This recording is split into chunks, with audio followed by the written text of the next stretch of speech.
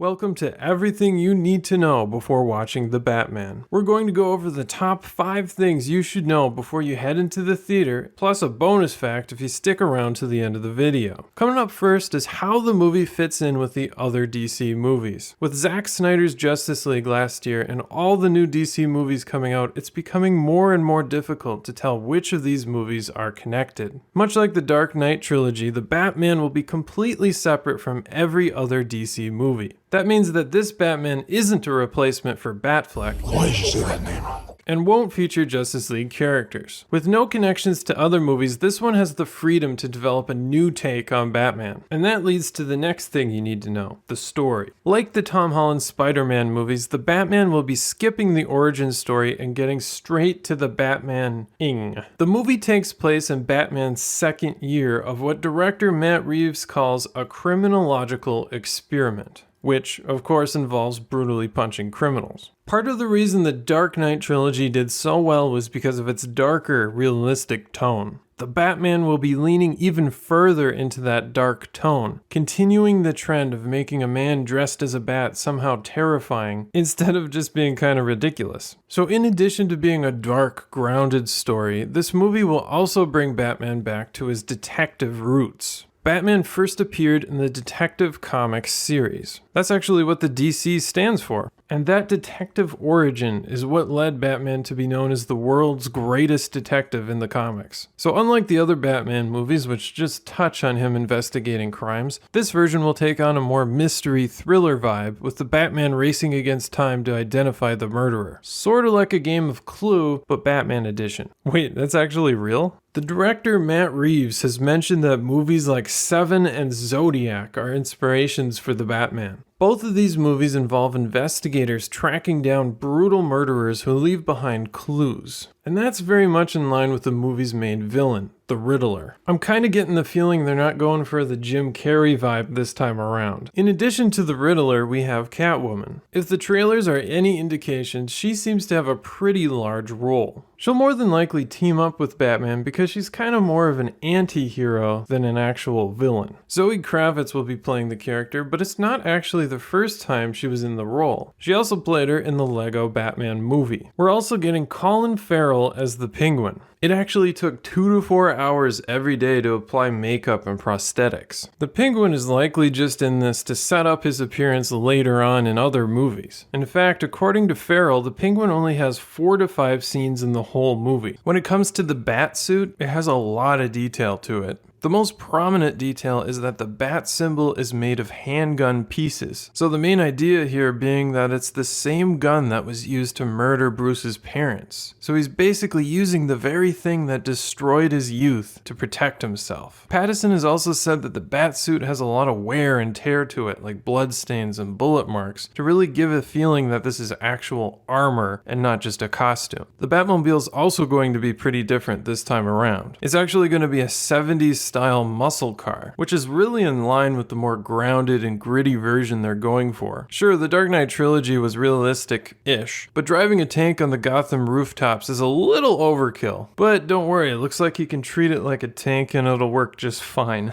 With all the hype around this movie, I'd be really surprised if it doesn't make a ton of money. So I think it's a pretty safe bet that we'll be getting more. While a sequel hasn't been confirmed yet, Robert Pattinson and the director Matt Reeves have both talked about wanting to do a trilogy. Plus, we'll actually be getting 2 spin-offs of the movie on HBO Max. One is centered around the Gotham Police Department in Batman's first year, so it'll be a prequel to the movie. The other is centered around the Penguin. So we're finally at that point where we get spin-offs of superhero films that are basically just The Sopranos. We'll actually be getting 3 different versions of Batman on the big screen this year. Robert Pattinson first, then Ben Affleck and Michael Keaton will play Batman in the Flash movie. Like Spider-Man No Way Home, that movie's all about the multiverse, so more than one Batman's going to appear. Even though the Batman's not directly related to that movie, it's definitely possible for Pattinson to appear in the multiverse, just like how Andrew Garfield and Tobey Maguire did for Spider-Man. But before you go, there's that one last bonus fact that you definitely need to know before you see the Batman. Can I get a drum roll, please?